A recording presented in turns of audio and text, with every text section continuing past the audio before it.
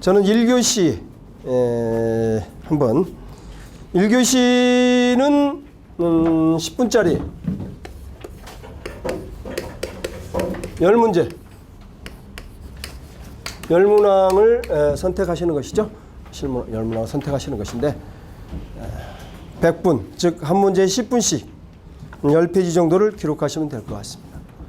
그래서 이제 1교시를 가만 보면은 1교시를 자기가 공부한 분량이 많다고 2페이지, 3페이지 쓰시는 분이 있는데 별로 도움이 안 됩니다. 어차피 만점은 10점이에요. 20점, 30점을 만점으로 하는 게 아니기 때문에 가능한 한 페이지 내. 여기에서 한 페이지가 더 되는 거는 교육의 목적상 조금 분량을 단답형인데도 분량을 좀 많이 적어 놓은 것도 있습니다. 여러분들이 참고하시라고 적어 놓은 것이지 또 너무 함축시켜 놓으면 이게 무슨 얘기냐 할 수도 있기 때문에 교육의 목적상 좀 길게 해놓은 것 뿐이지 시험을 보실 때는 가능한 한 페이지 이내로 작성해 주시는 게 좋습니다. 자, 문제 1번. CT의 과전류 정수와 과전류 강도를 묻는 문제입니다. 자, CT 1차 측에 이르는 삼상 단락 전류가 20카, 즉 2만 암페어일 때 정격 과전류 강도와 정격 과전류 정수를 계산하시오 그랬습니다. 그동안의 과전류 강도와 과전류 강도를 묻는 문제는 누차 출제가 됐지만 실제로 계산하는 문제는 처음 나왔습니다. 그래서 과전류 강도와 과전류 정수, 자, 과전류 강도는 무엇이냐? 일단 정의부터 내리고 가야 되겠죠. 과전류 강도란, 네, 앉으십시오. 자, 과전류 강도란 뭘까요? 정격 1차 전류값의 몇 배의 과전류까지 견딜 수 있는가를 정하는 것 그랬습니다. 과전류 강도는 즉 사고가 났을 때 거기에 연결된 CT 직렬기기에 모든 전류가 흐르는데 정격 전류의 몇 배까지 견딜 수 있느냐 하는 열적 과전류 강도와 기계적 과전류 강도를 일반적으로 묻는데 여기에서 열적 과전류 강도를 우선 의미한다고 볼 수 있겠습니다. 계산은. 자, 그럼 열적 과전류 강도 여기에서 보시는 때도 S는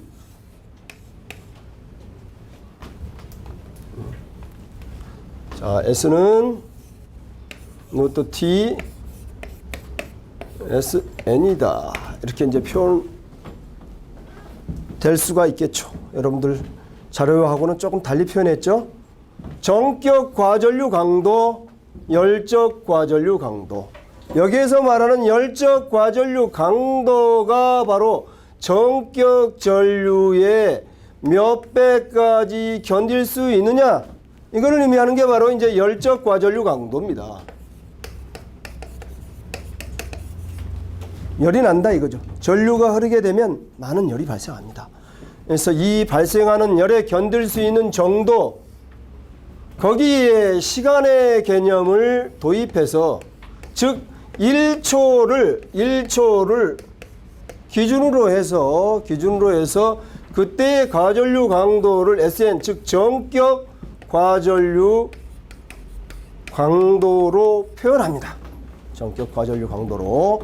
자, 그러면 시간의 기준을 1초로 했을 때 일반적으로 사고가 나면 전격 전류의 몇 배까지 견딜 수 있느냐를 열적 과전류 강도라고 표현한다고 그랬는데, 자 그러면 시간이 1초보다 짧게 되면 어떻게 돼요? 전격 과전류 강도는 열적 과전류 강도보다 적어도 된다는 얘기죠. 그렇죠? 시간이 1초보다 길어지게 되면 전격 과전류 강도는 더 커져야 된다. 전격을 정해놨습니다. 전격을 정해놓고 여기에 40배수, 75배수, 150배수, 300, 즉 전격 전류의 40배가 흐를 때까지 견디는 정도, 이걸 얘기하는 거죠. 이거를 전격 과전류 강도의 표준이라고 합니다. 표준. 자 그러면 열적 과전류 강도, 거기에 시간의 개념, 즉 1초를 기준으로 했을 때의 과전류 강도를 전격 과전류 강도로 하고, 전격 과전류 강도의 표준값을 정해놨습니다. 생산할 때 기기기 때문에 생산할 때 요 규격에 맞는 제품을 생산을 한다는 얘기죠. 그렇죠? 그렇기 때문에 표준값을 정해놨습니다. 그럼 우리는 여기에서 주어진 게 뭐가 주어졌습니까? 즉 전격 전류와 사고 전류를 어떻게 해요? 주어졌습니다.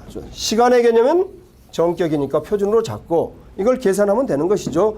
전격 과전류 강도의 표준값, 그렇게 되면 어떻게 되겠습니까? 여기에서 보시는 대로 전격 전류는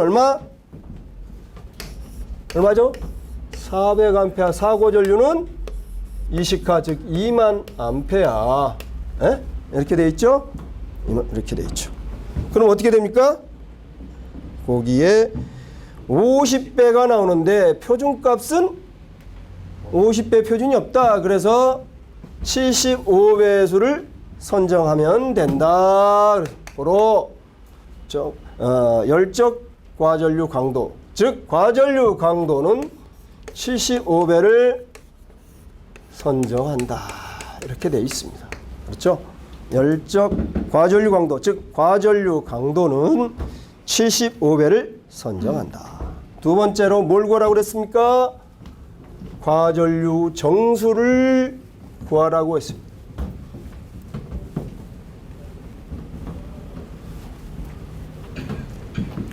그러면 이제 과전류 정수는 뭐냐? 정의부터 내려볼까요? 과전류 정수는, 과전류 정수,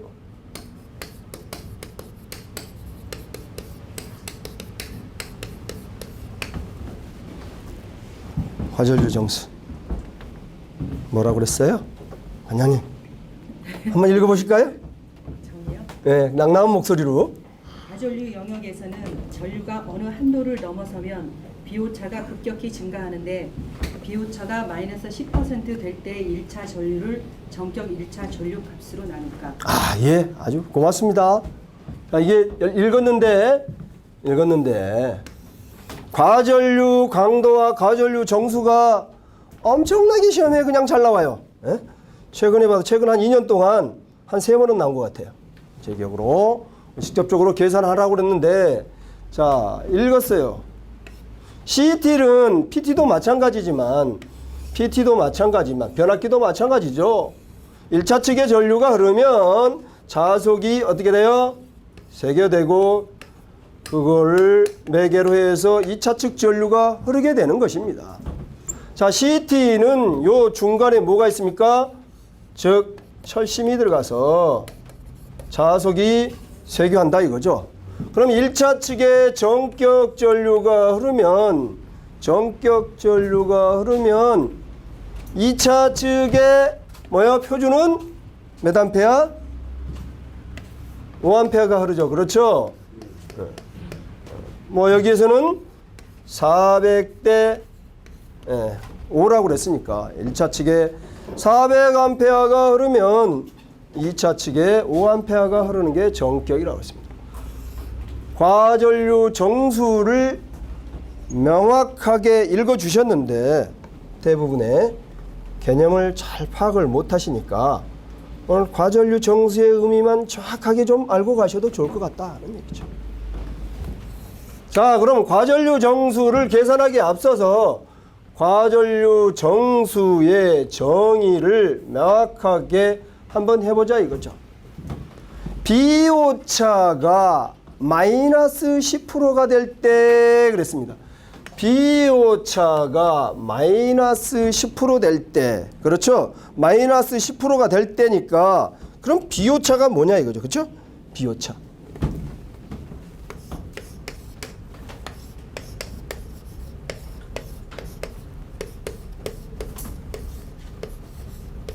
오차가 발생한다 이거죠. 어떤 오차가?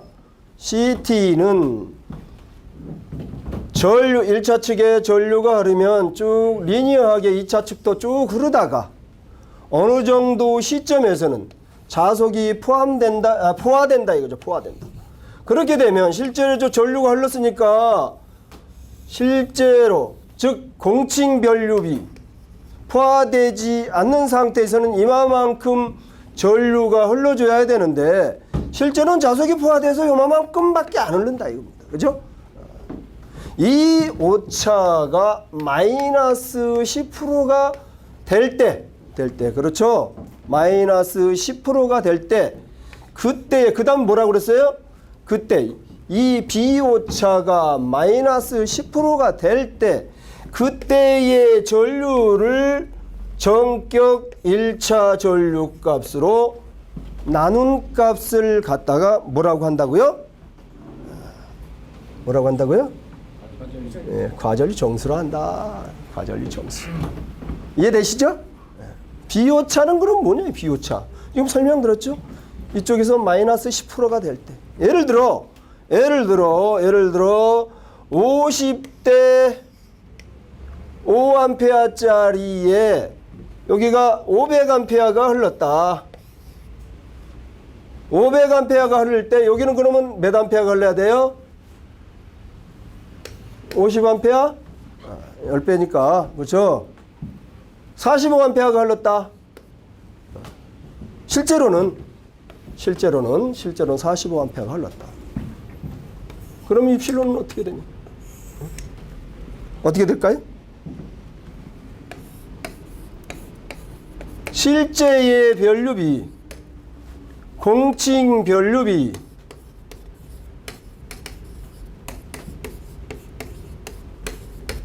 이거 예를 든 거예요. 그렇죠? 예를 든 거.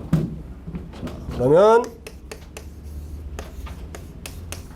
이걸 계산해 보면 마이너스 10%가 된다. 그렇죠? 마이너스 10%가 된다. 이때의 과전류 정수는 뭐라고요? 50분의 500. 즉 N은 10. 과전류 정수는 10이다. 이런 얘기죠. 예를 들어서 1000A에서 마이너스 10%의 비오차가 발생했다. 그럼 과전류 정수는 얼마? 20? 네, 20. 이런 의미입니다. 자, 그러면 과전류 정수라는 것을 명확히 이해하셨으니까 과전류 정수를 구하라. 그래서 구해야죠. 그렇죠? 과전류 정수는 실제 과전류 정수는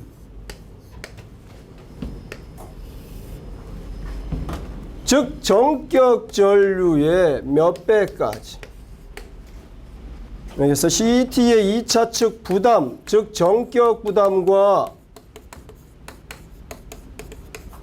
실부담의 관계에서 계수를 곱해주는 것인데 왜 곱해주느냐? 자, 여기에서 문제에서 발생했던 것처럼 1차 측의 CT에 단락사고가 났다. 400대 5 CT에 단락사고가 났더니 단락전류가 얼마?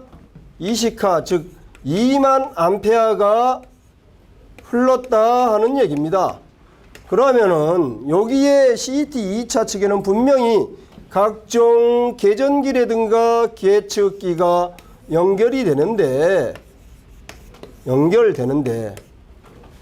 포화되지 않고 포화되지 않고 리니어하게 사고 전류가 400대로 흐르면 여기에는 몇 암페어가 흐릅니까? 2만 곱하기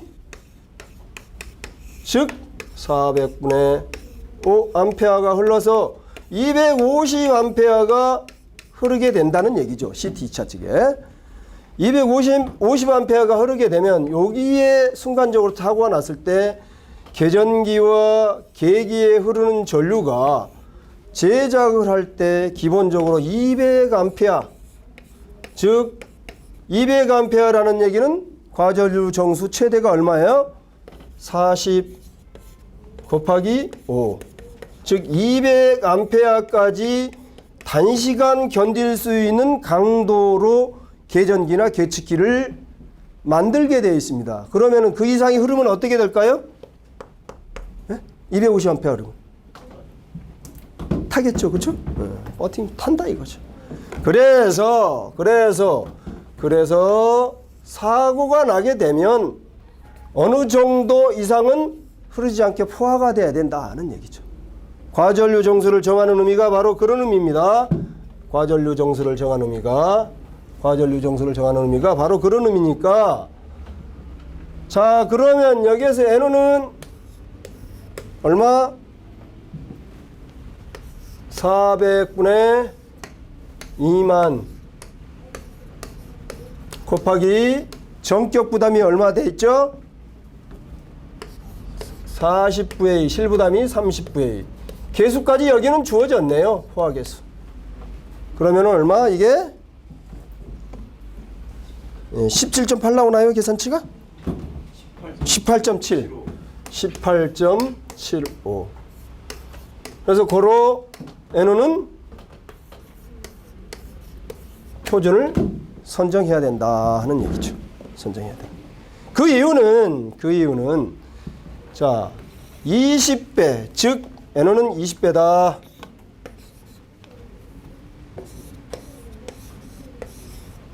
(20배에) 포화되는 마이너스 10% 오차를 가지는 과전류 정수를 선정한다. 그러면 400A짜리에 20배면 얼마입니까? 428 8000A. 사고 전류가 8000A가 흐르면 그때부터는 포화된다는 얘기죠. 그러면 OCR 이거 어쩌라는 얘기냐? 2만 A가 흘렀는데 동작을 안 할 수도 있지 않느냐 하는 얘기죠. 그렇죠?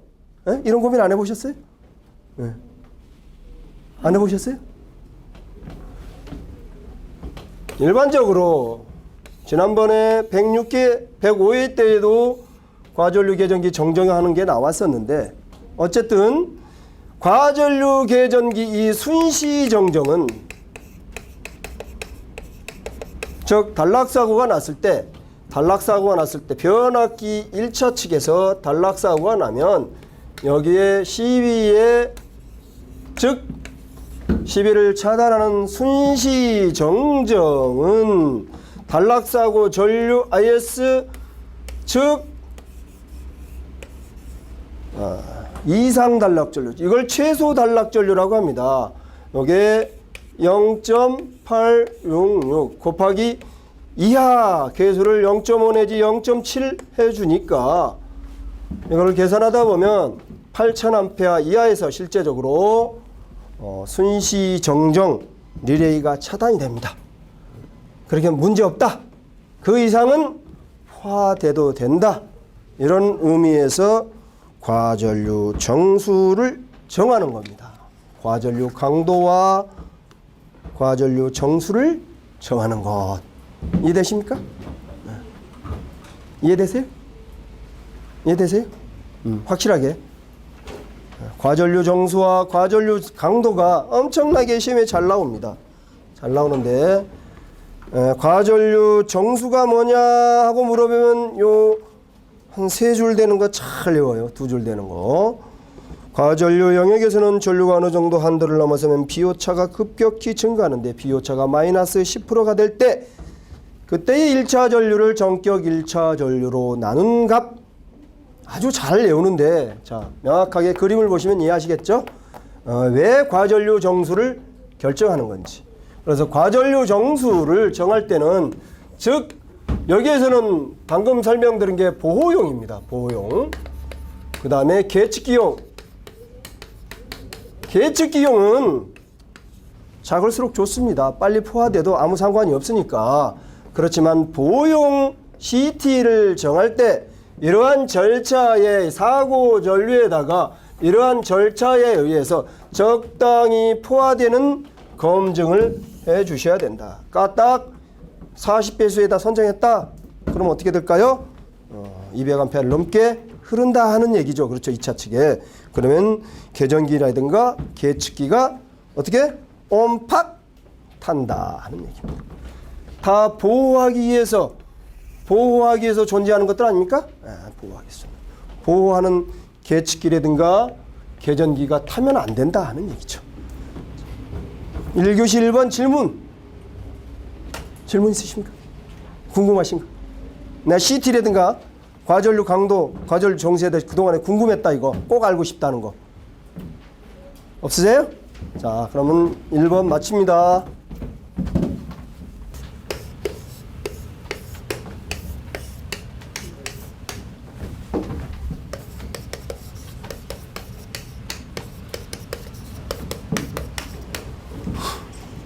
자, 22,900, 즉 22.9kV 계통의 주변압기 1차 측을 파워 퓨즈만으로 보호할 경우 결상 및 역상에 대한 보호 방안에 대해서 설명하시오. 그랬습니다. 파워 퓨즈로 보호하고 뗍니다.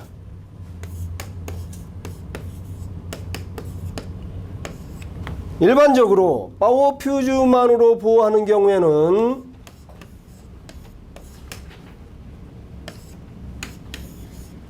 어느 설비? 간이 수전 설비가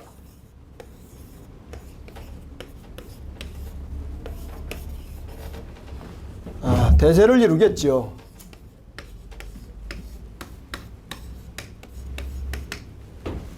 자, 이렇게 파워 퓨즈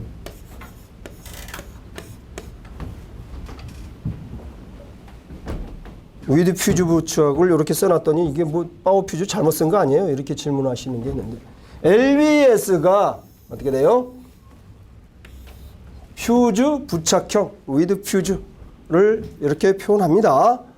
LBS의 파워 퓨즈 부착형을 간이 수전 설비에 많이 사용하고 있는데 이 파워 퓨즈는 각 상에 즉 삼상 각 상에 설치하다 보니까 파워 퓨즈를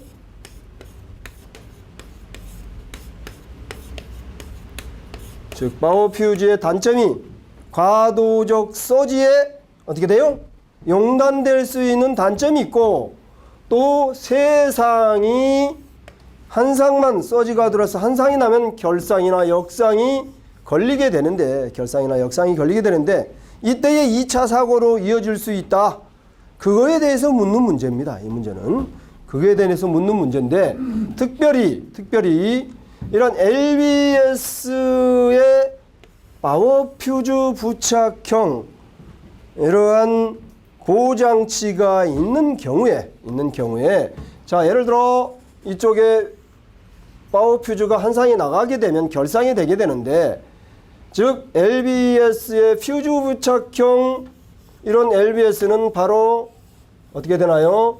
결상이 되면 LBS를 오픈시키도록 이렇게 지령을 내리게 되는 것이죠. 그래서 오픈됩니다. 오픈되면 충분하게 이 부하 전류를 차단할 정도로 LBS 능력이 되면 괜찮은데 간혹 LBS가 순간적으로 충분히 부하를 차단할 수 있는 개폐기의 능력이 안 되는 경우에는 어떻게 될까요? 부하가 걸린 상태에서 오픈되니까 이게 어떻게 될까요? 탄다 이거죠? 네, 탄다. 소선이 되어서 2차 사고로 이어진다. 현장에서 종종 발생하는 사고들입니다. 그래서 내선 규정에 지금 2번에 보이는 간이 수전 설비의 보호 내선 규정에서는 뭐라고 해놨냐면은 특구압 간이 수전 설비는 PF 용단 등의 결상사고 대책이 없으므로 어떻게 해야 된다고요? 변압기 2차 측 주차단기는 결상기회전기 등을 설치하여 결상사고에 대한 보호 능력이 있도록 함이 바람직하다 이렇게 했는데 바람직한 게 아니고 결상보호계전기를 반드시 설치하는 게 좋죠.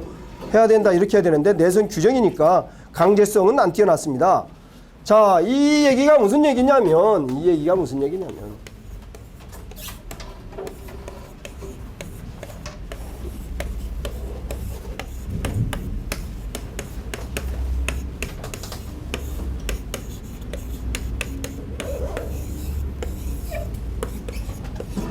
제가 단선도 결선도를 검토할 때 요즘은 이제 얼마까지 몇 킬로까지 저압으로 수전할 수 있습니까? 500km.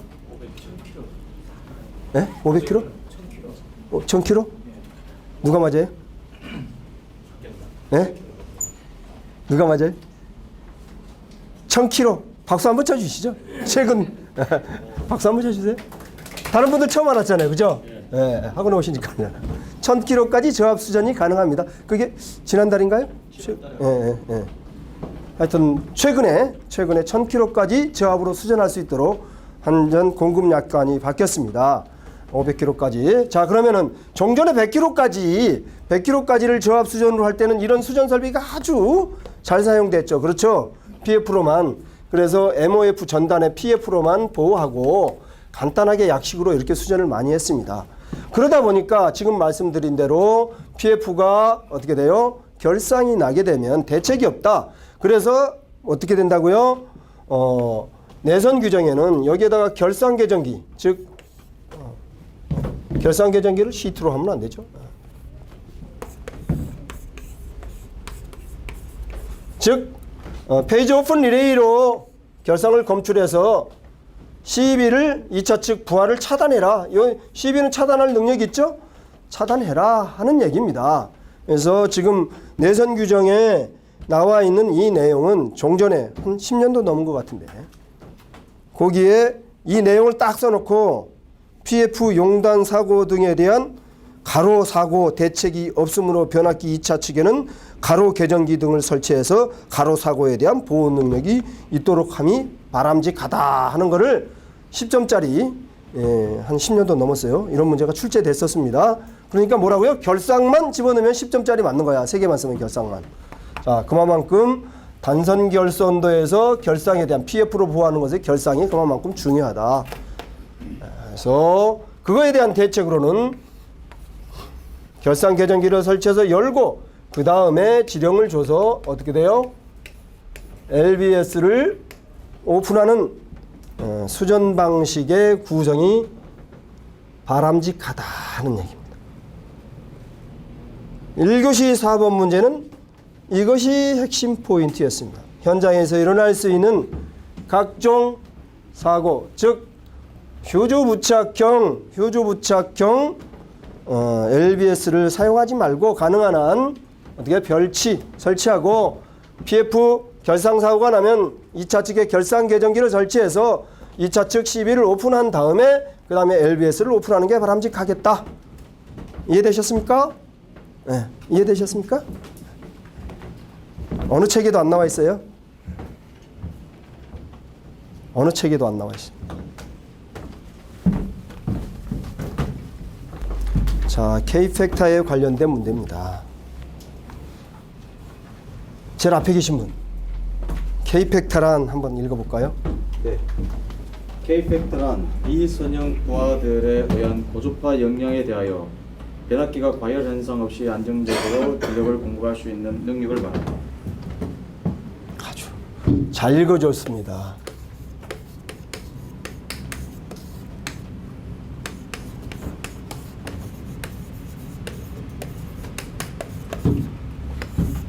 하모닉스. 미국 사람들은 뭐 여러 개가 되면 꼭 뒤에다가 S를 붙이더라고요. 고조파라는 게 하나가 아니고 여러 개라는 얘기죠. 고조파의 정의부터 한번 하고 가겠습니다. 고조파란 뭘까요? 예? 기본파에. 한파에 그 정수배 네. 정수배 예. 예. 아, 예, 예, 좋습니다. 거기까지만. 예, 예. 좀 뭔가, 주파수가 포함. 기본파 유해파로서 예. 주파수는 n배, 크기는 n분의 1배를 갖는 파형. 참 대단하십니다. 박수 한번 쳐드리죠, 뭐. 아, 이 박수를 세게 쳐야 건강에 좋아요. 아, 참. 잘해주셨습니다. IM sin 오메가 t, 즉 기본파가 있죠, 그렇죠? 크기 이게 IM이야, 그렇죠? 순시치 기본파, 고조파란 즉 2차에서 n차까지, 즉 기본파의 즉 크기는 n분의 1 사인 주파수는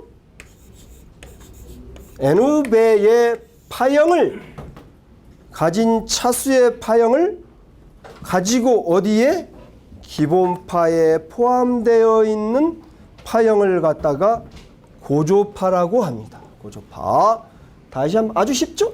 아주 쉽죠. 기본파의 크기는 기본파의 n분의 1, 주파수는 n배의 파형을 가진 주파수를 가지고 기본파에 포함되어 있는 파형을 고조파라고 한다. 자, 이런 고조파가 포함되면 어떻게 되냐는 얘기죠. 어떻게 되냐는요. 특히 변압기 같은 경우는 요러한 고조파가 포함되면 고조파가 포함되면 즉 와류손, 여기에서는 와류손입니다. 와류손이 어떻게 된다고요? 주파수의 제곱에 비례해서 증가하기 때문에, 즉 손실이 증가하기 때문에 변압기가 출력이 어떻게 돼요? 저한다, 감소된다. 그래서 토탈 고조파에 의해서 하모닉스 드레이팅 팩터로 정의를 해놨습니다. 그거는 어떻게 된다고요? 그 수식에서 보시는 대로 와전류손이 증가한다. K 팩터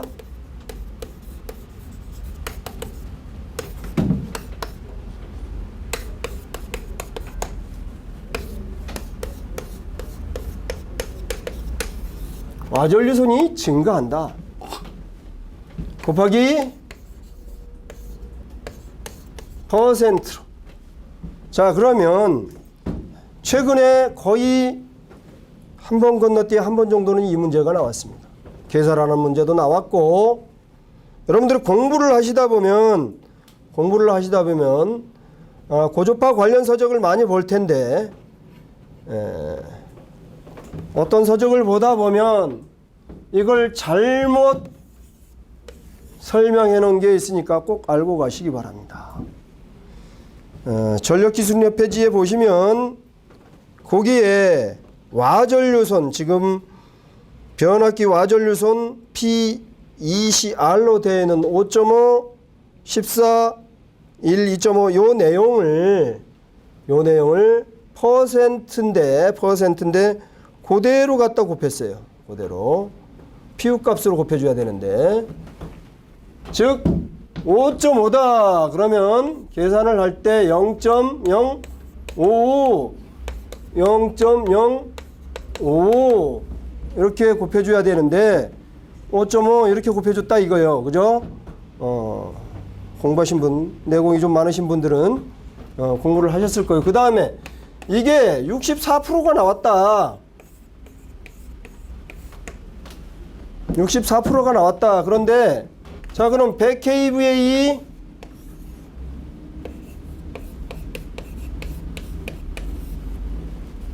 변압기다. 그러면은 얼마까지 출력을 낼 수 있어요? 64kg까지 낼 수가 있는데, 즉 64%가 감소한다.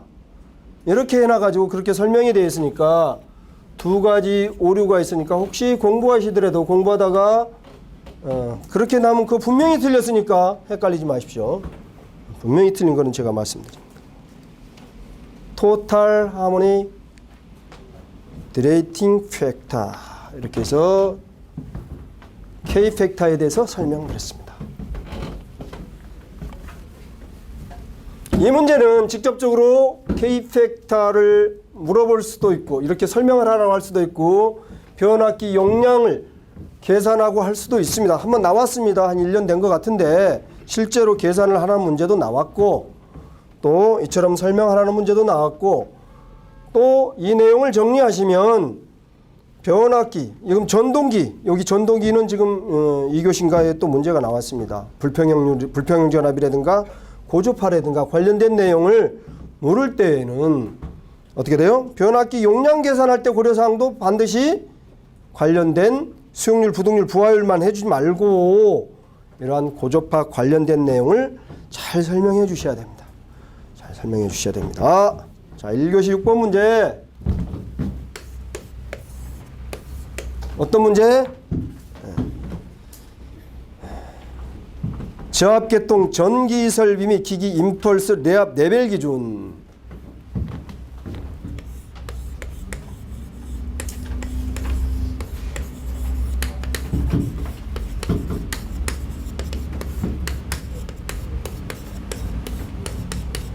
설명을 하는 문제죠.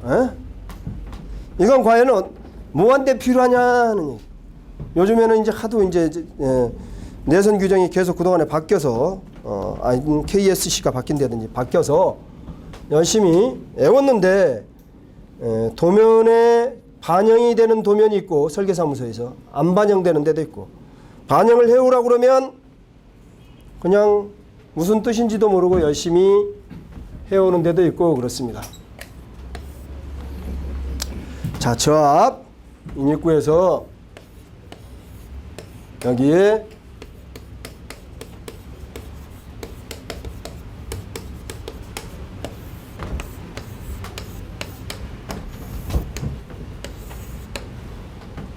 기기가 있다.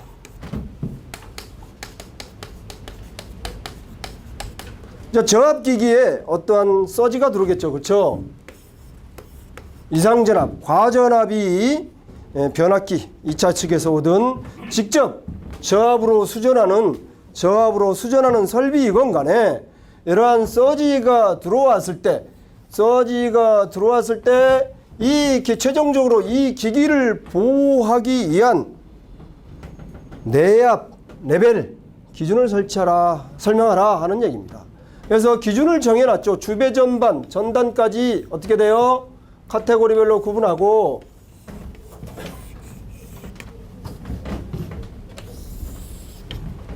(220V)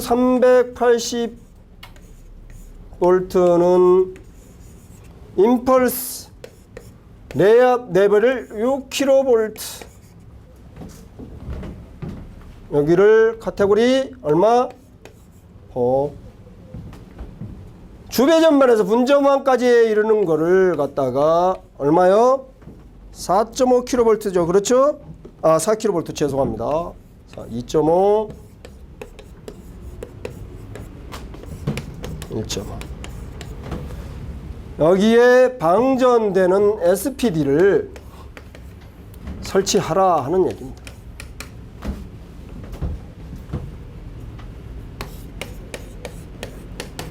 1.5 특별히 보호되어야 하는 기기 전단에는 이렇게 1.5kV 내압 기준 레벨을 가진 SPD를 설치하라 하라는 얘기입니다. 자, 그러면 100V짜리는 얼마? 4kV, 2.5kV, 1.5kV, 그 다음에 0.8kV SPD. 그러니까 그 안에 설치하는 기기들은 충분한 요 임펄스 내압 기준 이상의 절연 내력을 확보해야 되겠죠. 그렇죠? 일반적으로 220V짜리다 그러면은 2.5kV 이상의 최동 기기 전단에는 임펄스 어떻게 돼요? 뇌압 레벨 기준이니까 요 이상의 절연 내력을 확보해야 된다. 또 SPD가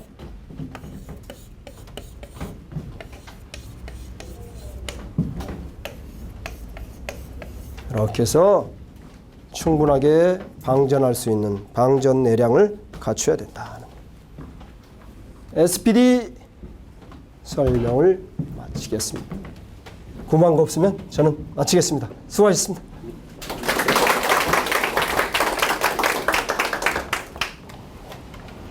자, 쉬었다가 한 10분 쉬었다가 2교시, 3교시 다른 교수님 오시겠습니다.